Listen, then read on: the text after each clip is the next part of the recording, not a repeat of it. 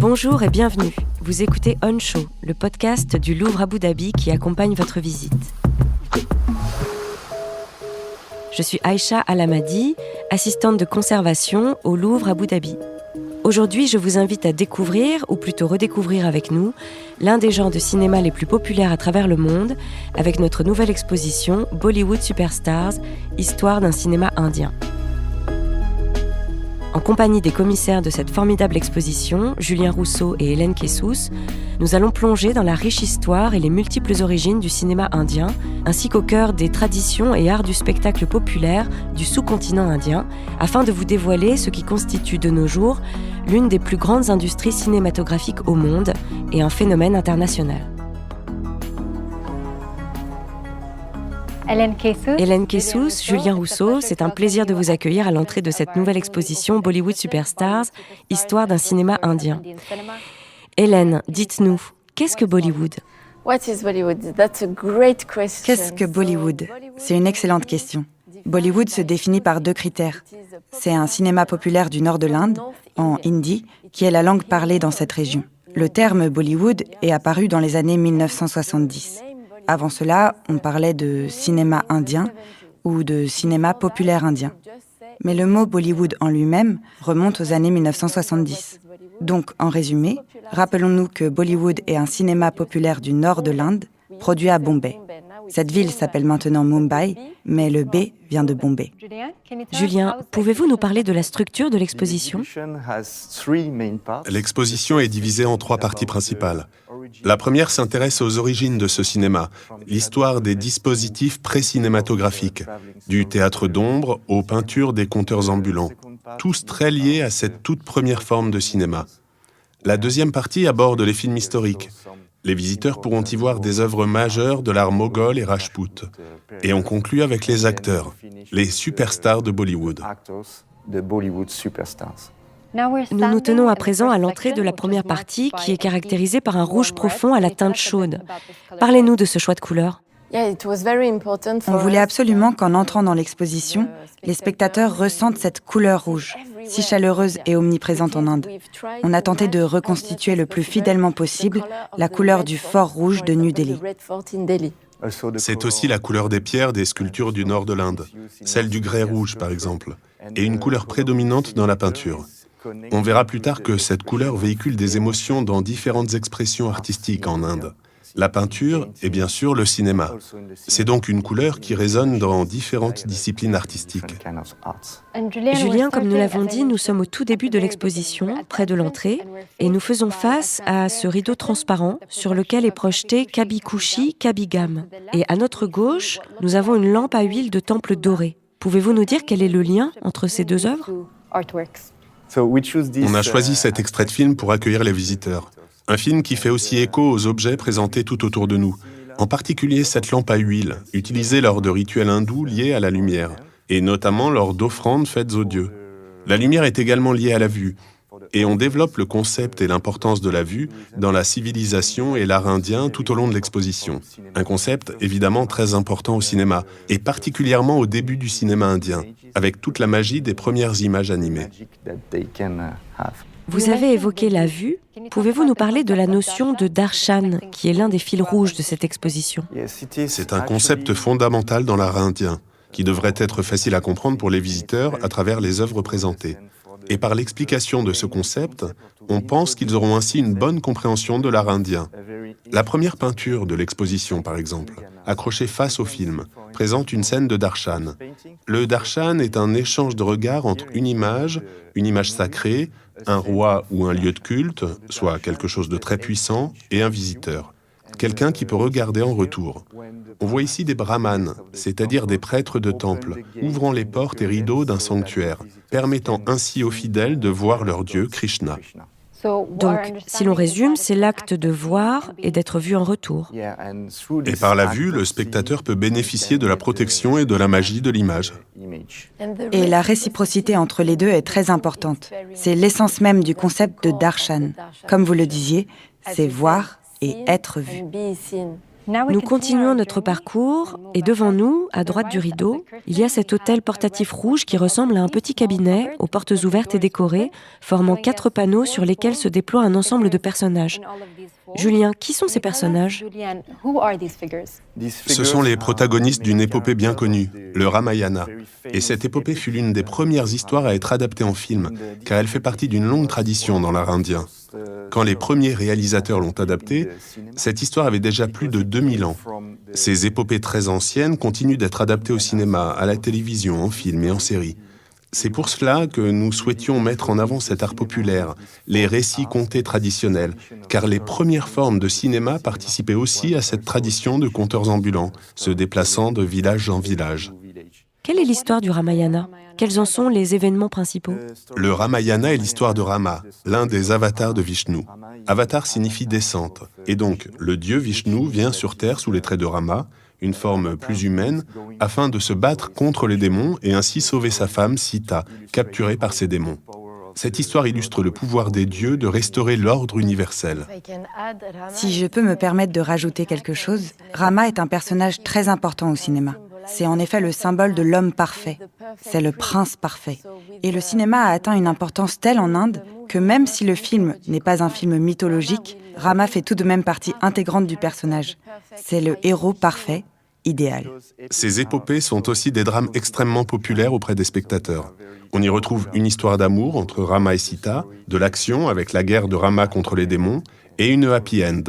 Pour ainsi dire, tous les ingrédients pour faire un film.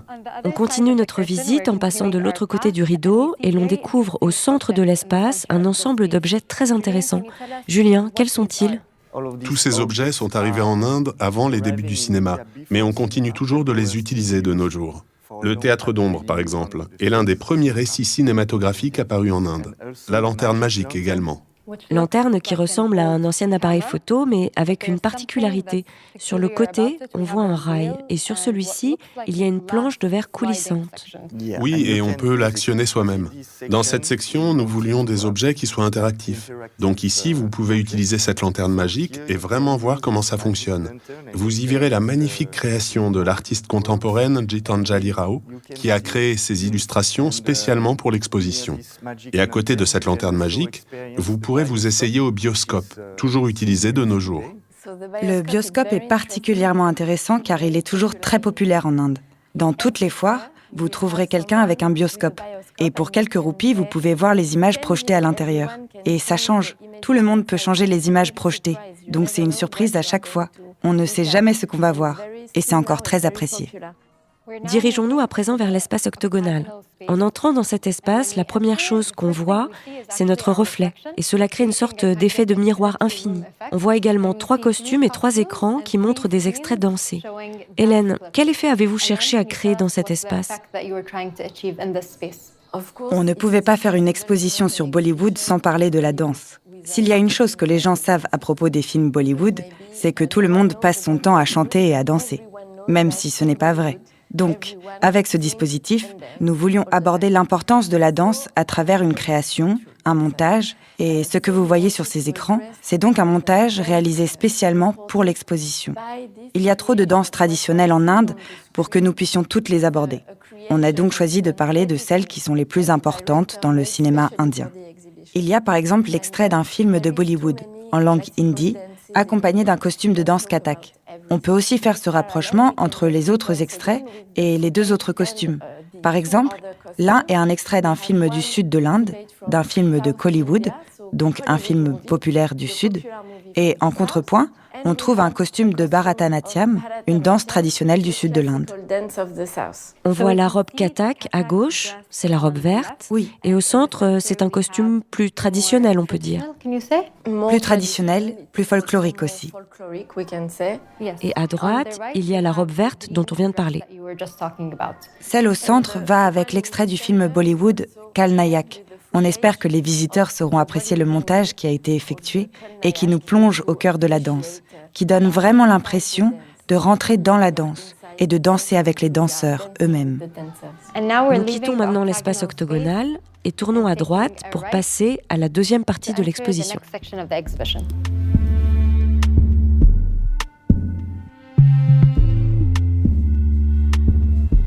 Nous voici à l'entrée de la deuxième partie de l'exposition, intitulée « Dieu et prince du grand écran ». Et la première chose que l'on remarque, c'est ce changement radical dans la palette de couleurs de l'exposition. Hélène, parlez-nous de ce choix. Oui, c'est vrai. On voulait changer la palette de couleurs pour plusieurs raisons. Premièrement, parce que nous avions besoin de créer une autre ambiance. Nous entrons donc dans un espace avec 2 couleurs prédominantes, le vert et le bleu. Ce vert contient beaucoup de jaune, et c'est voulu car il est lié au pouvoir de la nature, à la tradition du vert dans l'hindouisme. C'est important car nous devions séparer ces 2 espaces. Une première partie où sont exposées les lithographies de Ravi Varma et une seconde où vous pouvez admirer l'art moghol. Pour l'espace dédié aux œuvres mogholes, nous avons choisi un bleu vif, une très belle nuance de bleu. Dans les films de Bollywood, les scènes dédiées aux souverains moghols et islamiques sont toujours marquées par ce type de couleur, le bleu, le vert foncé, un vert très différent de celui utilisé dans l'autre section, et aussi le noir. Il fallait des couleurs froides. Enfin, au fond de cette salle, on vous réserve une surprise, un jaune vif. Ce jaune vif est très évocateur car il est utilisé pour mettre en avant l'art Rajput. Nous revenons à des couleurs plus chaudes pour souligner la différence entre les Moghols et les Rajputs. Dans les films de Bollywood, les Rajputs sont toujours dépeints dans des tons chauds, comme le jaune, l'orange et le safran. Et donc, comme je le disais plus tôt, par opposition, les dynasties mogholes et islamiques en Inde sont toujours présentées en utilisant des couleurs froides, dans les tons bleus, un bleu sombre, noir et vert foncé. Nous avons donc parlé de la palette de couleurs et des thèmes. Mais à quelle époque sommes-nous? Nous venons de quitter l'époque des procédés pré-cinématographiques. Pour mieux nous situer, dites-nous où nous en sommes. Cette partie commence avec Ravi Varma à la fin du XIXe siècle. Puis nous passons aux films historiques, des films sur les périodes mogholes et Rajput, qui débutent au XVIIe siècle. Donc, à notre gauche, nous avons un grand mur sur lequel nous voyons 3 rangées d'images imprimées. Mais laissons-le derrière nous pour nous approcher du podium central où nous voyons une lithographie de Krishna jouant de la flûte, signée Raja Ravi Varma. Parlons de Ravi Varma. Qui est-il? Et pourquoi est-il si important dans l'art indien? Ravi Varma est un personnage majeur de l'histoire de l'art indien. Il commence avec la peinture à l'huile, s'inspirant fortement de la peinture occidentale et se tourne plus tard vers la lithographie. Il crée sa propre imprimerie et avec l'imprimerie Ravi Varma, il publie des millions d'images. Ces images, que l'on appelle souvent images calendaires, étaient très bon marché et très appréciées. Elles le sont toujours d'ailleurs. On en trouve aux 4 coins du monde. Elles sont marquées par la représentation d'une iconographie complètement nouvelle et dramatique. Et ces images ont inspiré ce qu'on appelle le cinéma mythologique. Il faut bien comprendre que ces créations constituent le premier média de masse en Inde. Ces impressions, faites avec l'imprimerie Ravi Varma, étaient omniprésentes. On les voyait sur des lithographies, comme celle que l'on voit sur ce mur juste à côté de nous, sur toutes sortes de publicités, sur des calendriers, etc. Il est important de noter que ce sont toujours des images tirées de la mythologie indienne et que les gens étaient absolument ravis d'avoir ces calendriers à la maison, car cela leur permettait d'avoir l'image de leur dieu préféré chez eux.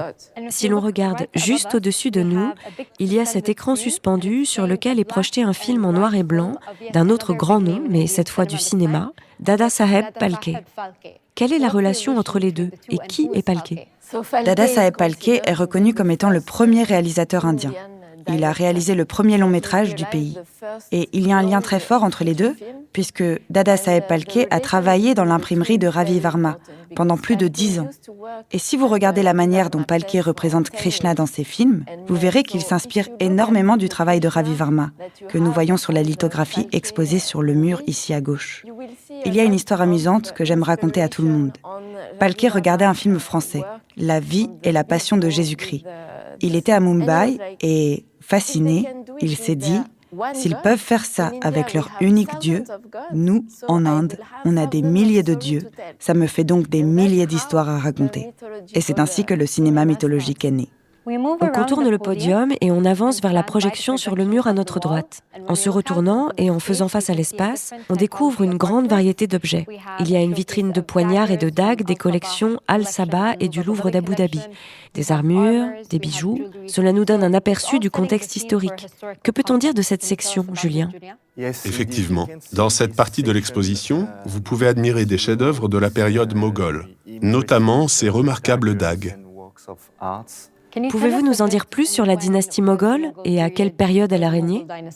La période moghole est très connue bien sûr pour le Taj Mahal à Agra, également l'empereur Akbar, qui a unifié le royaume au XVIIe siècle et qui est connu pour ses commandes d'œuvres d'art que l'on pourrait qualifier de globalisées, car elles s'inspiraient aussi bien de la Renaissance italienne, des arts chinois, des bibles européennes enluminées qu'il collectionnait, que des arts perses et indiens. Donc des commissions d'œuvres mélangeant des influences d'horizons très divers.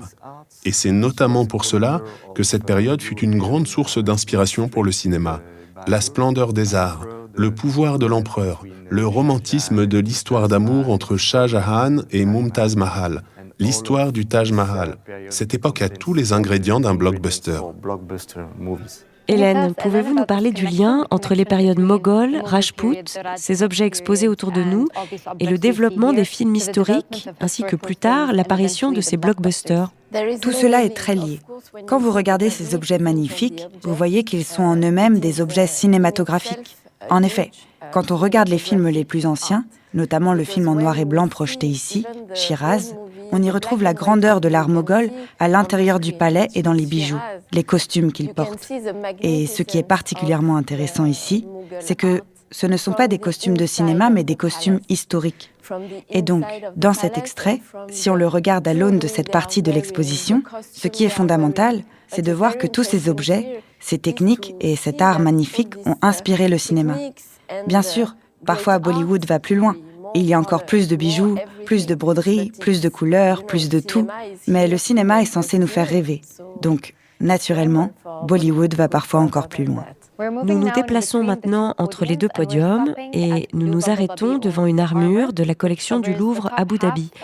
Conçue pour protéger le haut du corps, elle est complétée d'un casque. La poitrine est entourée de 4 plaques métalliques qu'on appelle aussi les 4 miroirs.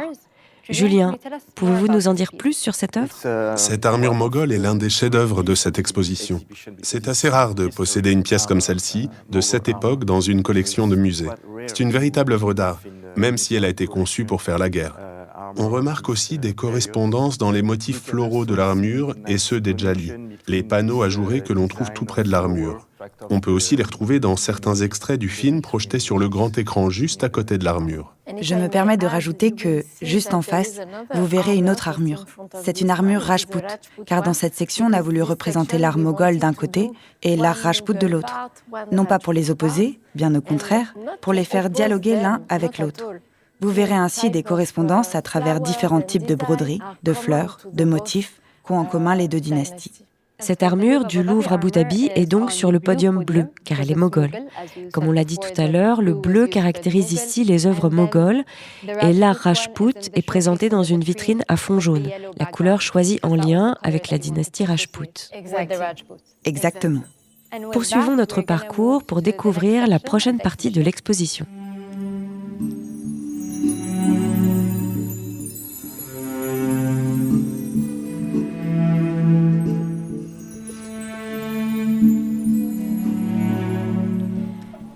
Nous entrons dans un cube jaune qui ne correspond pas à une partie en soi, mais qui constitue plutôt un intermède. Hélène, pouvez-vous nous dire pourquoi il était important de l'inclure dans l'exposition et de quoi il retourne? Oui, cette section est très importante car elle nous permet d'aborder la variété qui existe au sein du cinéma indien. Bollywood fait partie des cinémas indiens. On utilise toujours la forme plurielle. C'est un cinéma populaire, commercial, mais il y a plusieurs traditions dans le cinéma indien. Donc cet intermède nous permet d'avoir un aperçu du cinéma d'auteur indien et on l'aborde à travers le plus éminent de ses réalisateurs, Satyajit Ray. Satyajit Ray est un réalisateur originaire du Bengale, donc ses films sont en bengali, une langue différente de celle utilisée à Bollywood. Et on voit dans l'atmosphère, dans la manière dont le film est structuré, dans ses plans, que tout est complètement différent de ce qu'on voit dans les films de Bollywood. Satyajit Ray est aussi une personnalité majeure parce qu'il a introduit un nouveau style cinématographique en Inde, un style très influencé par le néoréalisme italien.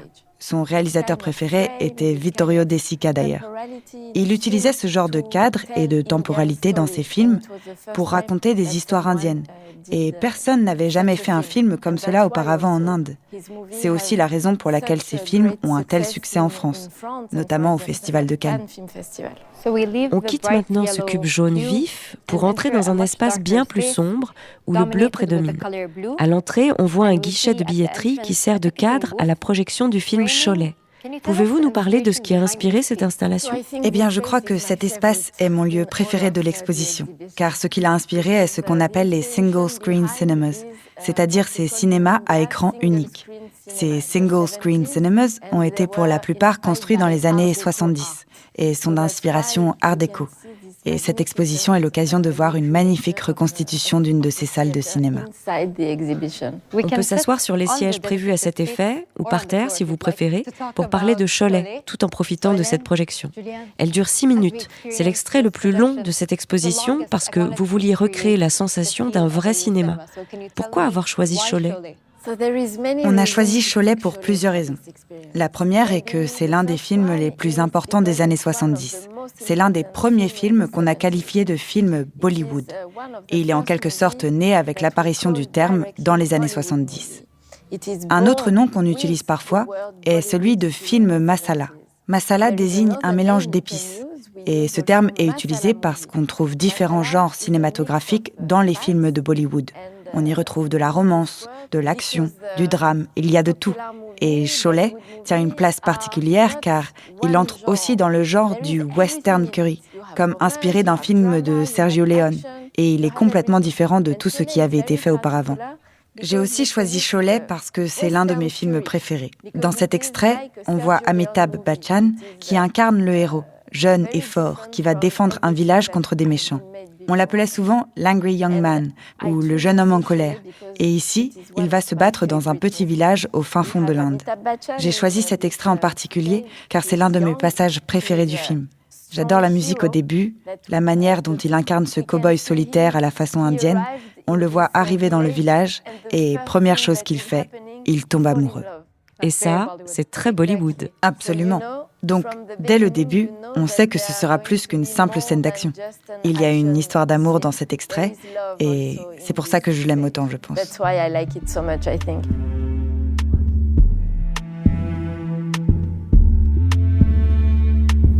On est maintenant à l'entrée de la dernière partie de l'exposition, intitulée « Superstar et idole du grand écran ». Et cette partie constitue presque la moitié de l'exposition. Julien, quel est le thème et qu'est-ce qui nous attend dans cette dernière partie ? Nous avons choisi de donner une place importante aux acteurs dans cette exposition parce que le phénomène des acteurs, le star system indien, est vraiment unique au monde. Et on relie ce phénomène à l'importance des personnages, véritable fil rouge de l'exposition. Tout commence avec des films mythologiques.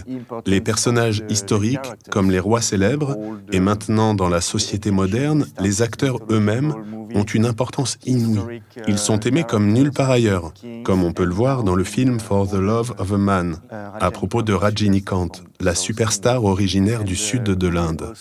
On voulait également partager ce phénomène à travers une expérience immersive, ce qui était aussi notre intention dans les autres parties de l'exposition. On ne voulait pas limiter le cinéma aux écrans seulement. Et pour la scénographie, on s'est donc inspiré des films eux-mêmes. Et on a tenté de concevoir cette exposition comme un film. Et c'est très clair dans cette troisième partie, composée d'immenses écrans. L'un d'eux fait 8 mètres de long, avec 2 autres écrans sur les côtés, qui vous plongent dans les extraits de films des années 70 jusqu'aux années 2000. Hélène, comment avez-vous fait cette sélection ? Cette sélection a été un enfer, bien évidemment. J'aurais pu choisir des centaines de films. Et parce que nous n'avions pas le temps, parce qu'il fallait bien faire un choix, j'ai décidé de me concentrer sur des films iconiques que les fans reconnaîtront dès la première seconde, avec des acteurs phares, puisque c'était là aussi un point fondamental de l'exposition. Et donc ça a été très dur pour moi de faire cette sélection parce que j'aurais pu sélectionner de nombreux films. Mais je voulais vraiment montrer que certains acteurs majeurs des années 70 étaient toujours aussi importants dans les années 2000. Parmi eux, il y a bien sûr l'empereur du cinéma, Amitabh Bachchan, mais aussi le roi du cinéma, Shah Rukh Khan, qui est aussi l'un de mes acteurs préférés. Cela a été aussi difficile émotionnellement de faire cette sélection. Et j'espère que cela montrera ce qu'est Bollywood. Avec Julien, on a aussi tâché de montrer différents aspects des films de Bollywood, des genres différents. Il y a des films historiques, certains sont drôles, il y a même une comédie. J'ai tenté de choisir différentes saveurs de Bollywood. J'aime beaucoup le fait que la sélection pour cette troisième partie et pour Sholay est basée sur vos préférences personnelles. Oui, mais pas seulement. Tout est emblématique et j'insiste là-dessus. Tout est... On voulait se concentrer sur le plus... Sur les films majeurs ou ceux que n'importe quel fan de Bollywood pourra facilement identifier. C'est tout à fait ça. Les films auxquels on pense immédiatement. Qu'on reconnaît facilement. Qu'on reconnaît et qu'on aime. Aussi parce que, en tant que fan de Bollywood, on connaît les chansons. Et donc, bien sûr, si l'on veut chanter dans cette dernière partie, on peut. Parce que les fans connaissent les chansons sur le bout des doigts. Et ceux qui ne sont pas fans, j'espère que, en voyant tout cela, ils le deviendront. On arrive à présent à la fin de notre visite et je voudrais adresser cette question à chacun d'entre vous, Hélène et Julien. Quand vous êtes-vous rendu compte, pour la première fois, que vous étiez fan de Bollywood ? Pour moi, c'est simple. C'était quand j'étais en Inde pour la première fois. C'était il y a 20 ans exactement. Et avant de partir, j'avais juste une vague idée de ce qu'était Bollywood. Mais avant ce voyage, je n'avais jamais vu de film Bollywood. J'étais donc à New Delhi et je décide d'aller au cinéma. Je voulais voir quelque chose, n'importe quoi. Je n'avais aucune idée de quel était le film. Donc je prends ma place et je vois Koi Mil Gaya, un film avec une star très connue, Hrithik Roshan. Et j'ai été subjuguée, comme ça, instantanément. Je suis tombée amoureuse de Bollywood. Et en revenant à Paris, je me suis mise à regarder des films les uns après les autres. Et 20 ans plus tard, je suis encore amoureuse de ce cinéma. Et vous, Julien, quelle est votre histoire avec Bollywood ? Pour moi, je dois avouer que c'est ma sœur qui était très fan de Devdas. Elle regardait ce film en boucle. Et donc c'est grâce à ma sœur que j'ai découvert Bollywood pour la première fois. Elle n'arrêtait pas de chanter les chansons. Et il faut bien le dire, j'adore le cinéma indien à cause des liens qu'il y a entre le cinéma et l'art indien. Avant de travailler sur cette exposition, je m'intéressais surtout aux relations qui existent entre les différents arts populaires et folkloriques et le cinéma en particulier, avec les premières formes de cinéma.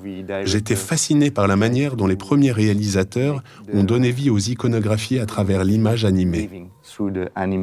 Et cette même passion que vous exprimez ici, on la retrouve aux Émirats arabes unis, parce qu'on est très nombreux à avoir grandi avec les films Bollywood. Comme vous l'avez dit, Hélène, Julien, on est de nombreux fans à connaître ces films par cœur. On peut les identifier facilement, en un instant. On connaît Shah Rukh Khan et tous les autres. Donc, c'est intéressant de voir comment Bollywood a voyagé en dehors de l'Inde et a commencé à se frayer un chemin à travers le monde entier, et en particulier dans cette région. Et sur ces mots, je tiens à vous remercier chaleureusement tous les deux de nous avoir fait visiter cette formidable exposition. Merci. Merci. Vous venez d'écouter un épisode de On Show, le podcast du Louvre Abu Dhabi qui accompagne votre visite. Vous pouvez découvrir l'exposition Bollywood Superstars, Histoire d'un cinéma indien au Louvre Abu Dhabi du 24 janvier au 4 juin 2023. Et si vous souhaitez voir des photos de certaines œuvres dont on parle dans cet épisode, n'hésitez pas à visiter notre site internet louvreabudhabi.ae. Vous y trouverez des ressources supplémentaires et nos programmes pour en savoir encore davantage sur l'exposition Bollywood Superstars. On Show est produit par le Louvre Abu Dhabi, à la production Amin Karchash et Marine Botton.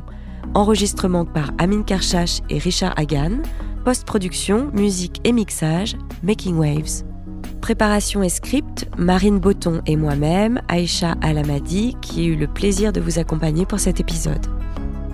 Un grand merci à nos invités, Hélène Kessous et Julien Rousseau, pour leur participation, ainsi qu'à l'équipe de France Muséum pour leur soutien.